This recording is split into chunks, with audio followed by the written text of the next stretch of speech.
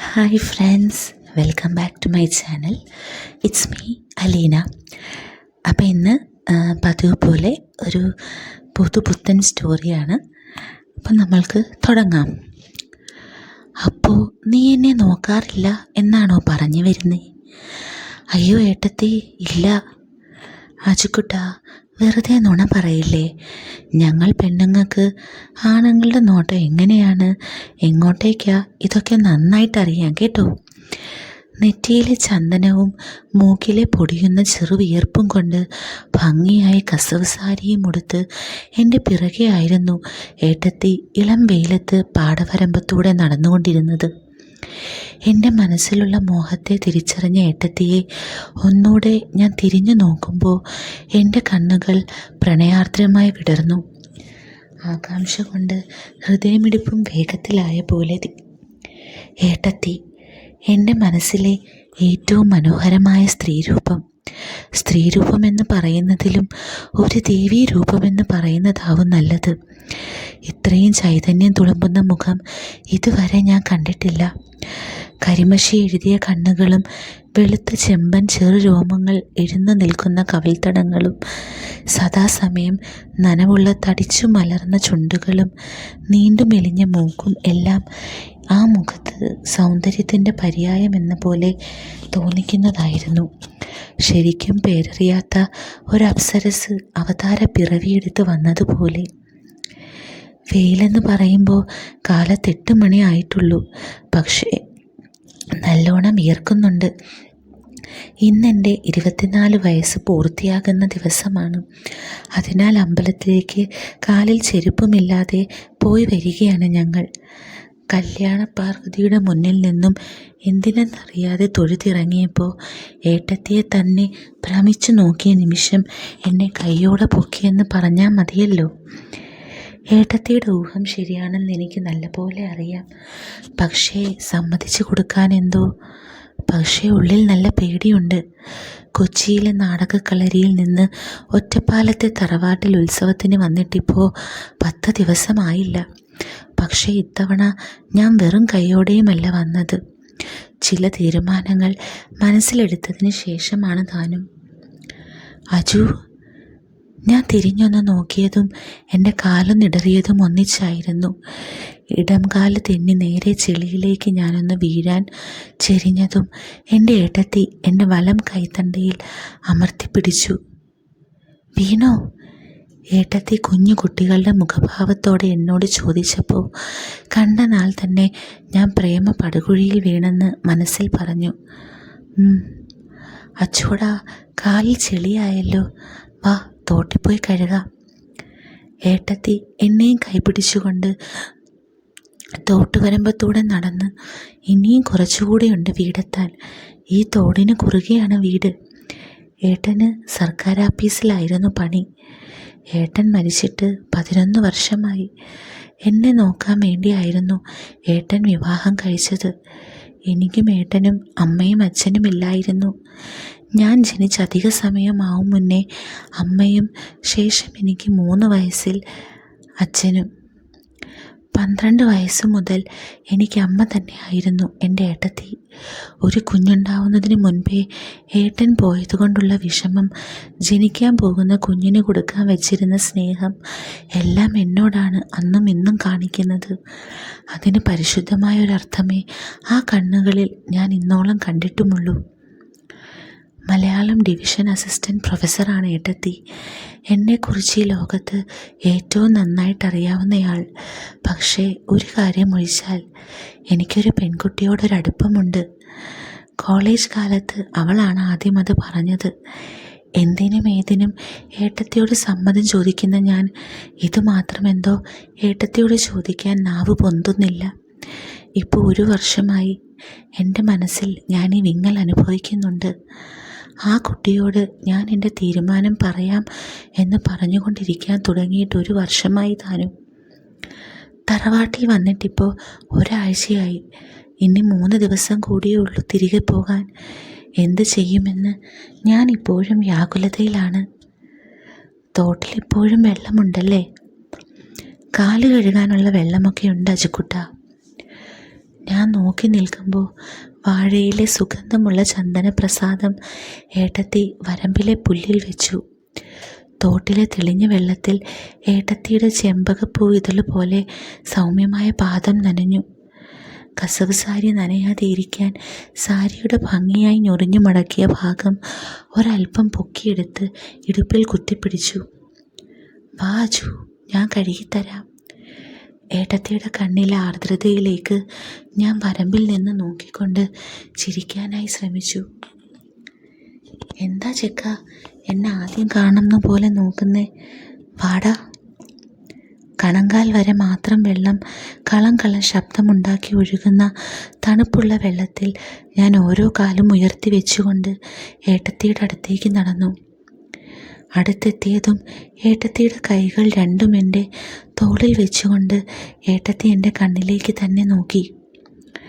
മിഴികൾ ചിമ്മാതെ ഞാനും ഏട്ടത്തിയെ തന്നെ നോക്കിയപ്പോൾ ഏട്ടത്തിക്ക് ആ വിടർന്ന തേൻചുണ്ടിൽ ചിരി വരുന്നുണ്ടായിരുന്നു.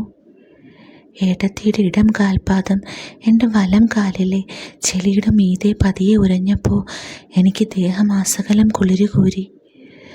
ആ നേരത്ത് ചെറിയ തണുപ്പുള്ള ധനുമാസ കുളിർക്കാറ്റും കൂടെ മുഖത്തേക്ക് വീശിയപ്പോൾ മനസ്സിലും പറഞ്ഞറിയിക്കാനാവാത്ത നീഹാരസുഖം പടർന്നു കയറി.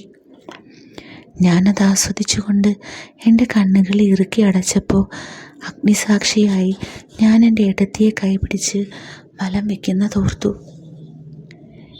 എന്താടാ ചെക്ക കണ്ണ് ചിമ്മി നിൽക്കുന്നേ? കണ്ണ് തുറക്ക്. എനിക്കെന്തോ പോലെ ചിരി നിർത്താൻ പറ്റാതെ ഞാൻ വീഴുമെന്നായപ്പോൾ അറിയാതെ ഏട്ടത്തിയുടെ മാംസളമായ ഇടുപ്പിൽ ഞാൻ ഇരു കൈകൊണ്ടും അമർത്തിപ്പിടിച്ചു. അജു, വല്ലാതെ എന്നെ സുഖിപ്പിച്ചുകൊണ്ട് എൻ്റെ പേര് ആദ്യമായി ഏട്ടത്തി മൊഴിഞ്ഞു. അത് വീണ്ടും കേൾക്കാനെന്നോണം ഞാൻ ഏട്ടത്തിയുടെ മടക്ക് വീണ ഇടുപ്പിൽ പതിയെ വിരൽ വിടർത്തിക്കൊണ്ട് അമർത്തിയൊന്നൊഴിഞ്ഞപ്പോൾ ഏട്ടത്തിയും ആനന്ദിച്ച് മൂളുന്നത് ഞാൻ കേട്ടു. ലോകമേ മറന്നുകൊണ്ട് ഏട്ടത്തി എൻ്റെ രസിപ്പിക്കലിൽ എനിക്കായി നിന്നു തരുമ്പോൾ എൻ്റെ തോളിൽ അമർത്തി പിടിക്കുകയും കൂടെ ചെയ്തു. വികാരങ്ങളുടെ സുഖപ്രവാഹം കണ്ണിലൂടെ എനിക്ക് സമ്മാനിക്കുമ്പോൾ ഏട്ടത്തിയുടെ ചുണ്ടുകൾ നുകരുവാൻ പോലും എനിക്ക് തോന്നിപ്പോയി. നുണക്കുഴിയാകെ വിരിഞ്ഞിരിക്കുന്നു. ഏട്ടത്തിയുടെ കണ്ണിലെ ആ ലാസ്യഭാവം മാത്രം മതിയായിരുന്നു ഏട്ടത്തിക്ക് അത് എത്രമാത്രം ആനന്ദം ആ നിമിഷം എൻ്റെ സ്പർശം പകരുന്നുണ്ടെന്നറിയാൻ. നിൽക്കുന്ന സ്ഥലത്തെക്കുറിച്ച് അപ്പോഴാണ് ഞാൻ ബോധവാനായത്. ആരെങ്കിലും കണ്ടാലോ? ചുറ്റും കൈതച്ചക്കയുടെ മുള്ളുകളുള്ള ചെടിയാണ്. ആരും ഇപ്പോൾ കാണില്ല. കണ്ണടച്ചുകൊണ്ട് ചുണ്ടി വിടർത്തി നിൽക്കുന്ന ഏട്ടത്തിയെ ഞാൻ എൻ്റെ നെഞ്ചിലേക്ക് വലിച്ചുകൊണ്ട് ഏട്ടത്തിയുടെ ഇടുപ്പിൽ നിന്നും കൈ പതിയെ അരിച്ചരിച്ചുകൊണ്ട് അവരുടെ കഴുത്തിലേക്ക് ചെന്നെത്തിച്ചു. ഏട്ടത്തി എൻ്റെ തോളിൽ മുഖം ചേർത്തുകൊണ്ട് മൊഴിഞ്ഞു. അജു, നമുക്ക് വീട്ടിൽ പോകാം. ആരെങ്കിലും കാണും. ഏട്ടത്തിയെ ഞാൻ മുഖത്തേക്ക് നോക്കിയപ്പോഴും എൻ്റെ നേരെ ഇപ്പോഴും തീക്ഷ്ണമായി നോക്കുന്ന ആ വെള്ളാരം കണ്ണുകൾ പതിച്ച തേജസ്സുള്ള മുഖം എന്നെ നോക്കാതെ താഴ്ന്നുകൊണ്ട് സൂര്യൻ്റെ വെളിച്ചത്തിൽ തിളങ്ങുന്ന വെള്ളത്തിലേക്ക് നോക്കി അങ്ങനെ നിന്നു. ഏട്ടത്തിയുടെ ഇടം കൈ പിടിച്ചുകൊണ്ട് ഞാൻ മുന്നിൽ നടന്നപ്പോൾ ഏട്ടത്തി ഒന്നും മിണ്ടാതെ എൻ്റെ പിറകെ നടന്നു. പുല്ല് നിറഞ്ഞ വഴിയിലൂടെ ഞങ്ങൾ നടന്ന് തോട് കഴിഞ്ഞ് പാലവും കടന്ന് വീട്ടുമുറ്റത്തെത്തിയതും ഏട്ടത്തിയുടെ മുത്തശ്ശി മുറ്റത്തുണ്ടായിരുന്നു. മുത്തശ്ശി, ഞാൻ നീട്ടി വിളിച്ചുകൊണ്ട് മുത്തശ്ശിയുടെ അടുത്തേക്കിരുന്നു. മുത്തശ്ശി വെറ്റില മുറുക്കാനുള്ള തയ്യാറെടുപ്പായതുകൊണ്ട് ഞാൻ എന്നെ നോക്കി ചിരിക്കുക മാത്രം ചെയ്തുകൊണ്ട് തലയിൽ തൊട്ട് അനുഗ്രഹിച്ചു. മുത്തശ്ശി എന്താണ് പറയാൻ പോകുന്നതെന്ന ഭാവത്തിൽ ഞാൻ മുത്തശ്ശിയെ ചേർന്നിരുന്നു. ഏട്ടത്തി തൻ്റെ മുത്തശ്ശിയെ നോക്കി ഒന്ന് ചിരിക്കുക മാത്രം ചെയ്തിട്ട് ഉമ്മറപ്പടിയിലുണ്ടായിരുന്ന പത്രവും കയ്യിലെടുത്ത് ഹാളിലേക്ക് നടന്നു. ഹാളിലെ കറുത്ത വട്ടമേശയിൽ അത് വെച്ചിട്ട് അടുക്കളയിലേക്ക് ചെന്നു. അമ്പലത്തിൽ തിരക്കുണ്ടായിരുന്നോ പൊന്നു?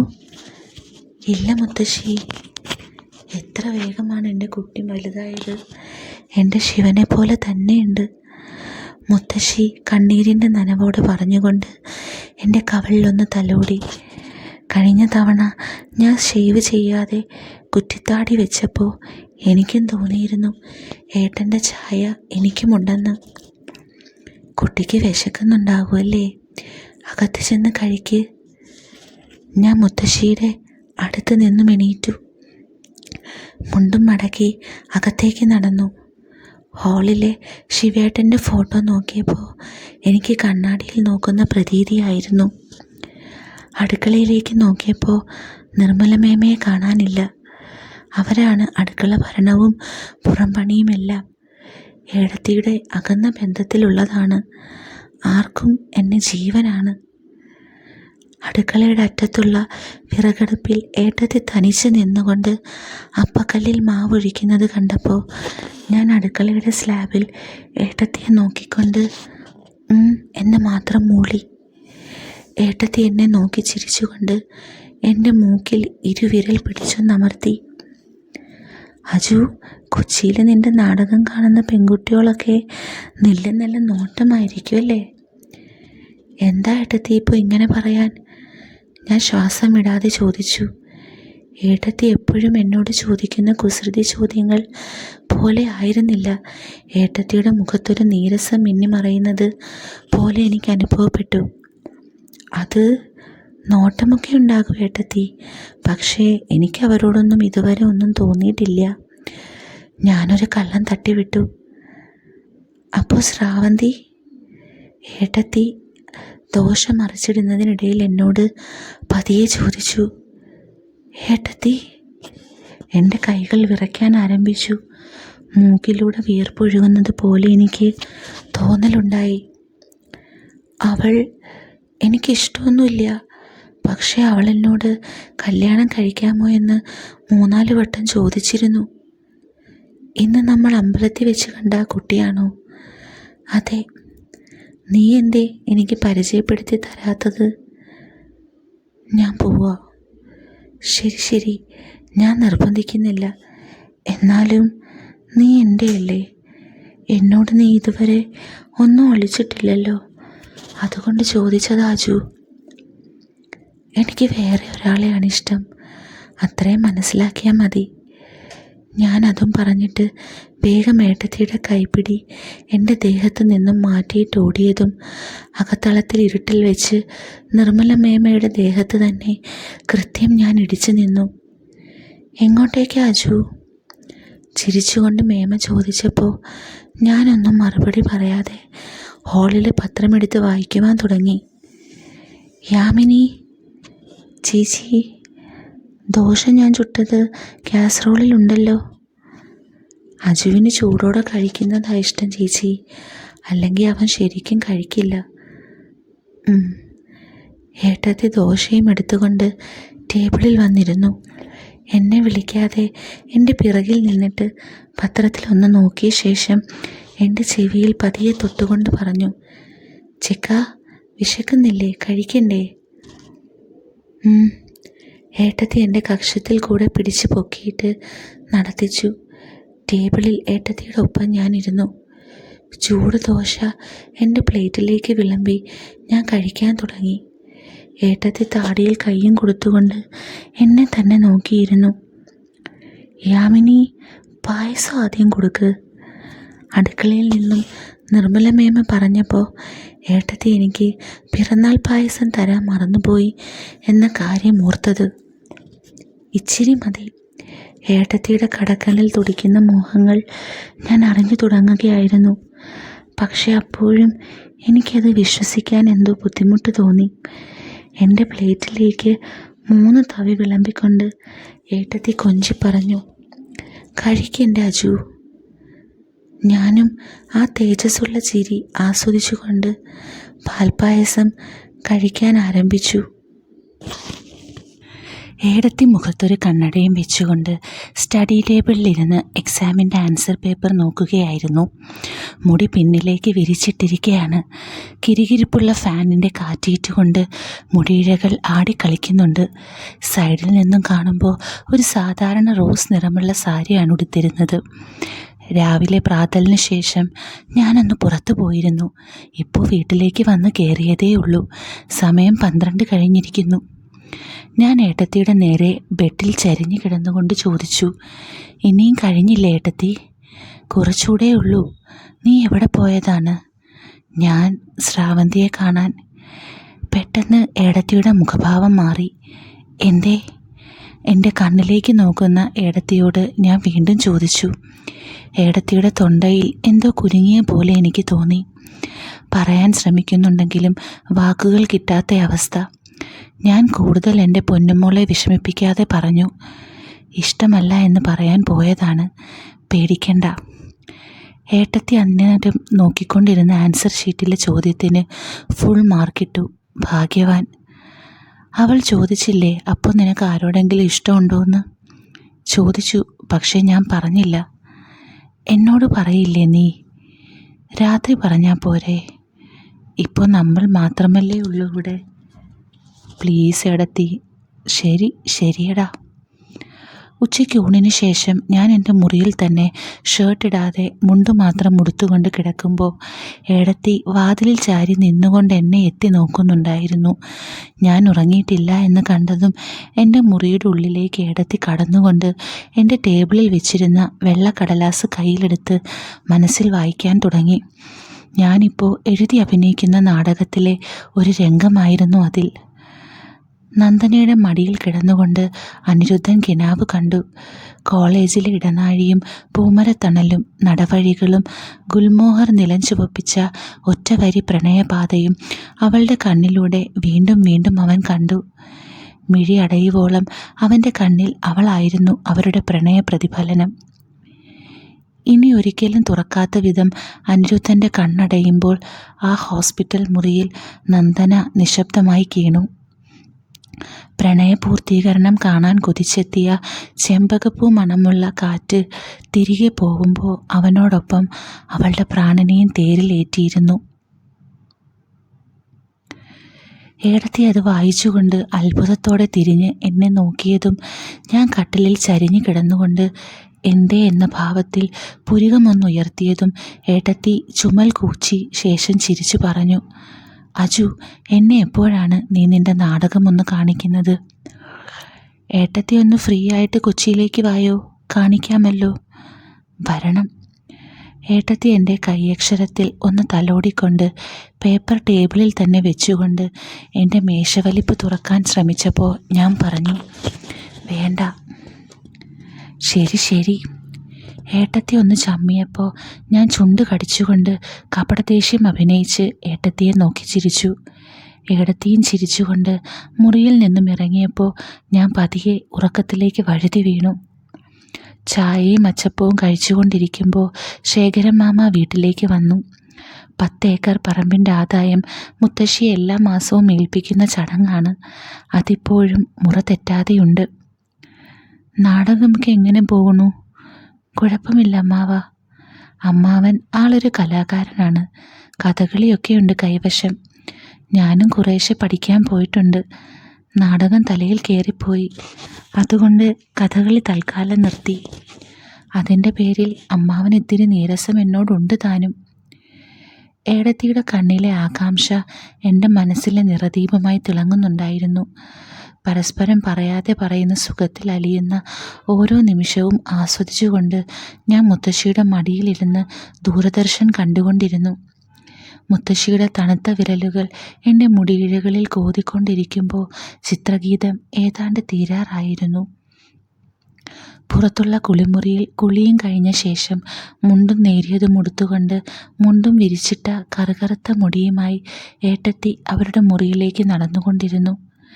എന്നെ ഇടം കണ്ണിട്ട് നോക്കുമ്പോൾ ഞാനും കണ്ണിറുക്കി ഒന്ന് ചിരിച്ചു. നിർമ്മലമേമ ജോലിയൊക്കെ തീർത്ത് അവരുടെ വീട്ടിലേക്ക് പോയിരുന്നു. പിറകിൽ നിന്നും സർപ്പസീൽക്കാരം എൻ്റെ കാതുകളിൽ പതിച്ചപ്പോൾ ഞാൻ തിരിഞ്ഞൊന്ന് നോക്കി.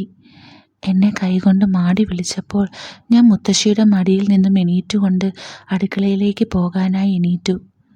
മുത്തശ്ശി, വെള്ളം ദാഹിക്കുന്നു, ഇപ്പോൾ വരെ. ഞാൻ ഏടത്തിയുടെ മുറിയിലേക്ക് നടന്നപ്പോൾ ഏടത്തി മുറിയിലെ വെളിച്ചം അണച്ചുകൊണ്ട് ചുവരിൽ ചാരി നിൽപ്പായിരുന്നു. ഞാൻ മുറിയിലേക്ക് കടന്നതും ഏടത്തി എൻ്റെ മേലെ ചാടി വീണുകൊണ്ട് എന്നെ കെട്ടിപ്പിടിച്ചു. അജു, ഏട്ടത്തി. ഞാനും ഏടത്തിയെ കെട്ടിപ്പിടിച്ചുകൊണ്ട് എൻ്റെ താടി ഏട്ടത്തിയുടെ കഴുത്തിൽ ഉരച്ചു. ഇന്നലെ നീ എന്തിനാ എൻ്റെ മുറിയിൽ വന്നിട്ട് എൻ്റെ പാദങ്ങളിൽ വിരൽ കൊണ്ട് തൊട്ടത്, പിന്നെ കൊലുസിൽ മുത്തിയത്? ഏട്ടത്തി ഇങ്ങനൊന്നും എന്നോട് ചോദിക്കല്ലേ. നിന്റെ മേശവലിപ്പിൻ്റെ ഉള്ളിലെ ആ പൊന്നിൻ താലിമാല അതെൻ്റെ കഴുത്തിലൊന്ന് കെട്ടിക്കൂടെ? ഏട്ടത്തി എൻ്റെ മുഖത്തേക്ക് നോക്കുമ്പോൾ ആ പാവത്തിൻ്റെ കണ്ണിൽ ഈറൻമഴച്ചാറൽ ഞാൻ കണ്ടതും വിരൽ കൊണ്ട് അതിൽ തൊട്ട് മായ്ച്ചു കളയാൻ ഒരുങ്ങി. ഇല്ലെങ്കിൽ ഒരു പക്ഷേ ഞാനും കരഞ്ഞു പോയേനെ. ഏട്ടനെ ജീവന് തുല്യം സ്നേഹിച്ചിരുന്ന പെണ്ണായിരുന്നു എൻ്റെ ഏടത്തി. സ്വന്തം വീട്ടുകാരെ ധിക്കരിച്ചുകൊണ്ട് ഏട്ടൻ്റെ ഒപ്പം ഇറങ്ങി വന്നവൾ. അവരുടെ സന്തോഷം നിറഞ്ഞ രാവുകൾ കണ്ട് അസൂയപ്പെട്ട ദൈവത്തിന് ഏട്ടനെ തിരിച്ചു വിളിക്കാൻ തോന്നിയത് എന്തിനാണെന്ന് ഇനിയും മനസ്സിലായിട്ടില്ല. ഏട്ടൻ്റെ ബൈക്ക് ഒരപകടത്തിൽ പെട്ടെന്നറിഞ്ഞപ്പോൾ ഭ്രാന്തിയെപ്പോലെ അലറിക്കരഞ്ഞത് ഇപ്പോഴും ഓർമ്മയുണ്ട്. എന്നെയും കെട്ടിപ്പിടിച്ച് രാത്രി കിടക്കുമ്പോൾ പലപ്പോഴും ഉറങ്ങാതെ രാവോളം കരഞ്ഞിരുന്ന എൻ്റെ ഏടത്തിയെ കഴിഞ്ഞ 3 വർഷമായിട്ട് ഉള്ളു നിറയെ ഞാൻ പ്രണയിക്കുന്നുണ്ട്. പക്ഷേ ഏടത്തിയുടെ മനസ്സറിയാതെ മോഹിച്ചിട്ട് അവസാനം മകനെ പോലെ, കൂടെ പിറന്ന അനിയനെ പോലെ കരുതിയ ചെക്കൻ്റെ മനസ്സിലെ പ്രണയം നിഷിദ്ധമാണെന്നറിയുമ്പോൾ തന്നോടുള്ള വാത്സല്യവും നഷ്ടമാകുമോ എന്നുള്ള പേടി കൊണ്ട് പലപ്പോഴും കൊച്ചിയിൽ നിന്ന് ഇങ്ങോട്ടേക്ക് വരാൻ മടിച്ചിരുന്നതാണ്. പക്ഷേ ശ്രാവന്തി അവളോട് കാത്തിരിക്കാൻ പറയുന്നതിൽ ഇനി അർത്ഥമില്ല. അതെ, എന്നാണെങ്കിലുമല്ല, അവളത് തുറന്നു പറയാൻ വേണ്ടിയാണ് ഈ ഉത്സവകാലത്ത് ഒറ്റപ്പാലത്തേക്ക് വിളിപ്പിച്ചത്. പക്ഷേ ഓരോ തവണയും എൻ്റെ ഏട്ടത്തിയെ കാണുമ്പോൾ ഇനിയെന്നും തനിച്ച് ജീവിക്കാൻ വിധിക്കപ്പെട്ട അവരുടെ മനസ്സിൽ എവിടെയെങ്കിലും താനുണ്ടെന്നറിഞ്ഞാൽ മാത്രം മതിയെന്ന് കൊതിച്ച ഈറൻ രാവുകൾ ഇന്നിപ്പോൾ എന്നെ പുണർന്നുകൊണ്ട് കഴുത്തിലൊരു താലി കെട്ടി അവരെയും കൂട്ടിക്കൊണ്ടു പോകാൻ പറയുമ്പോൾ ഇത്രയും ഭാഗ്യം എനിക്കുണ്ടോ എന്ന് ഞാൻ സ്വയം അമ്പരന്ന് നിൽക്കുകയാണ്.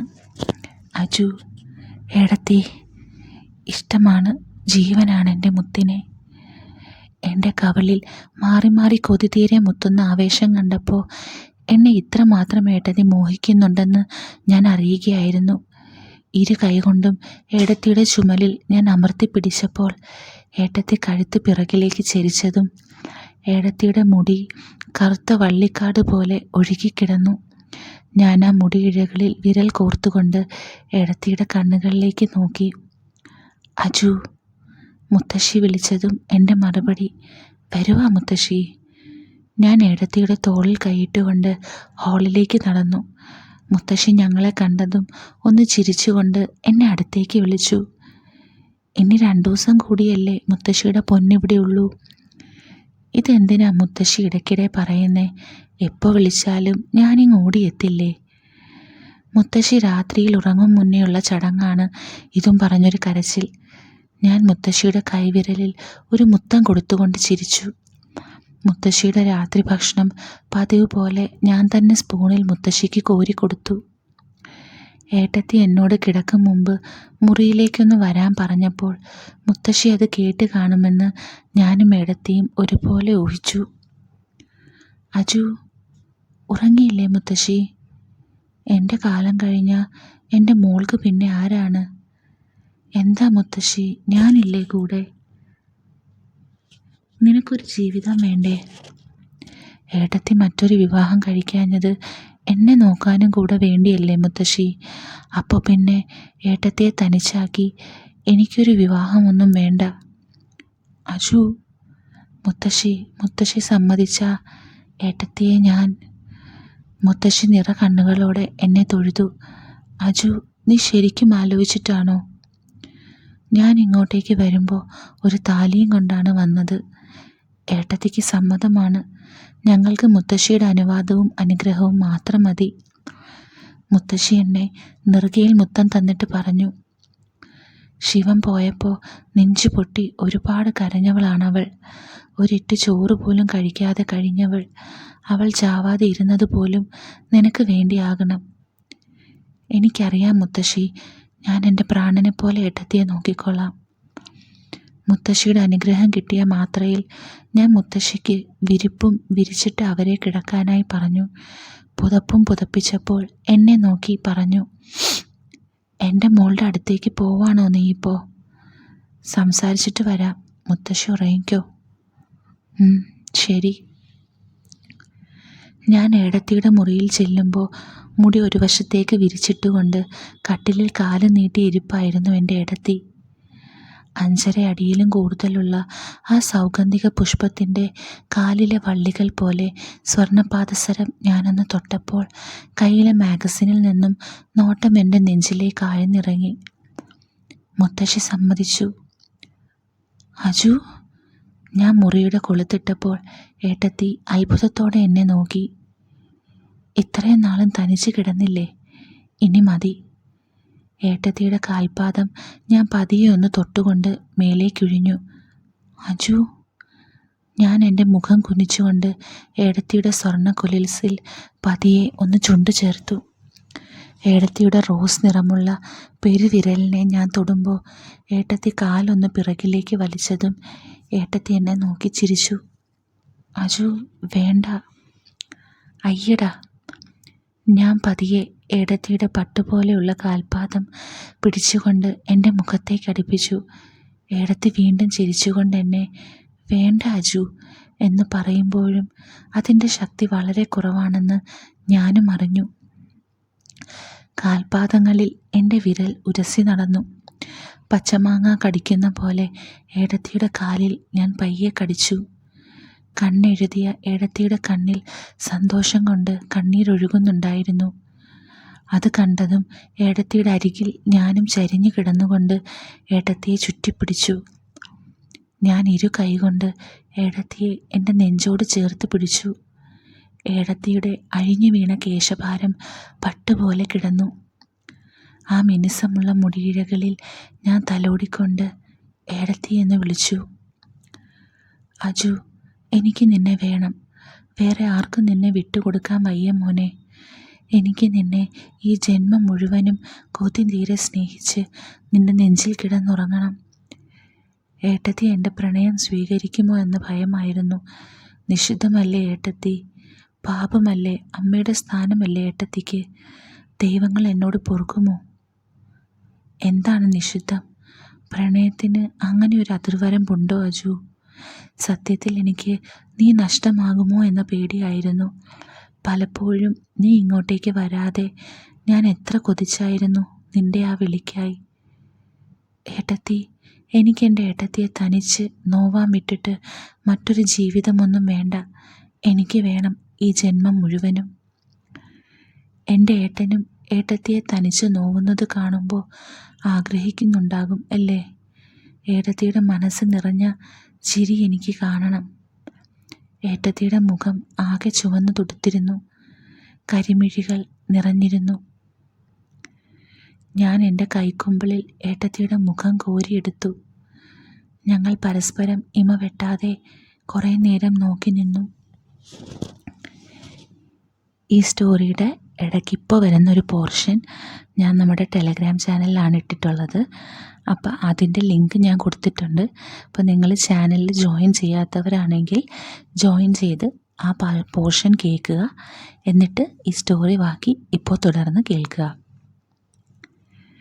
ഏട്ടത്തിയുമായി അല്പനേരം റൊമാൻസിന് ശേഷം ഞാനൊരു കള്ളച്ചിരിയോടെ പറഞ്ഞു, നമുക്കൊരു കുഞ്ഞിക്കാൽ ഉടനെ വേണ്ടേ ഏട്ടത്തി?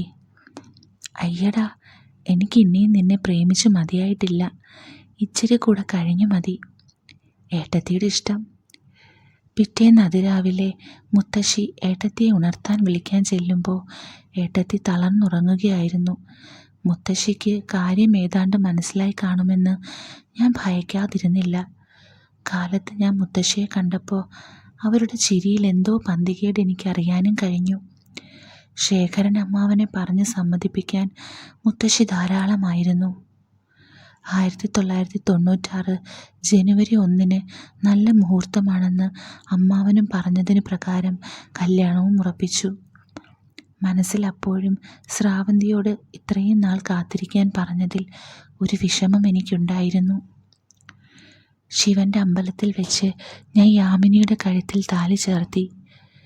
കല്യാണം പാർവതിയുടെ നടയിലും തൊഴുമ്പോൾ ഏട്ടത്തി സന്തോഷം കൊണ്ട് കണ്ണു നിറഞ്ഞു. തിരിച്ചു നടക്കുമ്പോൾ ശ്രാവന്തി അമ്പലമുറ്റത്തുണ്ടായിരുന്നു. അവൾ ഏട്ടത്തിയെ നോക്കി ചിരിച്ചപ്പോൾ ഞാനും ഒന്ന് അത്ഭുതപ്പെട്ടു. ഇനി ഇവർ തമ്മിൽ അറിയുമോ എന്നും ആലോചിച്ചു. അതെ, ശ്രാവന്തി എനിക്ക് നല്ലപോലെ അറിയാം. ഞങ്ങൾ മിക്കപ്പോഴും അമ്പലത്തിൽ വെച്ച് കാണാറുണ്ട്. അവൾ കാരണമാണ് എനിക്ക് നിന്നെ ഇത്ര വേഗം കിട്ടിയത്. ഏട്ടത്തി എൻ്റെ ഇടം കൈ മുറുക്കി പിടിച്ചുകൊണ്ട് പറഞ്ഞപ്പോൾ ശ്രാവന്തി എന്നെ നോക്കി ചിരിച്ചു. അത് ശരി, അപ്പോൾ എല്ലാവരും ചേർന്ന് എന്നെ? പിന്നല്ലാതെ, നിന്നെ കാത്ത് ഏട്ടത്തി കഴിയുമ്പോൾ ഞാൻ എന്തിനാ? പക്ഷേ നീയെങ്ങാനും എനിക്ക് എസ് തരുമോ എന്ന് പേടി എനിക്കുണ്ടായിരുന്നു. ഛീ, പോടി കുറുമ്പി. ശ്രാവന്തിയുടെ മുന്നിൽ വെച്ച് യാമിനിയുടെ നെറ്റിയിൽ ഞാൻ തൊട്ട ചുവന്ന സിന്ദൂരത്തിന് മേലെ എൻ്റെ ചുണ്ട് പതിയെ അമർത്തി. ഇപ്പം എങ്ങനെയുണ്ട്? ഈ സ്റ്റോറി എല്ലാവർക്കും ഇഷ്ടപ്പെട്ടോ? ഇഷ്ടപ്പെട്ടെങ്കിൽ കമൻറ്റ് ചെയ്യണേ. നിങ്ങൾക്ക് എങ്ങനെയാണ് ഈ സ്റ്റോറി ഇഷ്ടപ്പെട്ടോ എന്നൊക്കെ ഉള്ളതും നിങ്ങളുടെ അഭിപ്രായങ്ങൾ, ഇനി നിങ്ങൾക്ക് എന്തെങ്കിലും സജഷൻസ് ഉണ്ടെങ്കിൽ അതുമൊക്കെ. അപ്പോൾ നമുക്ക് അടുത്ത സ്റ്റോറിയായിട്ട് ഉടനെ കാണാം. With love, Aleena.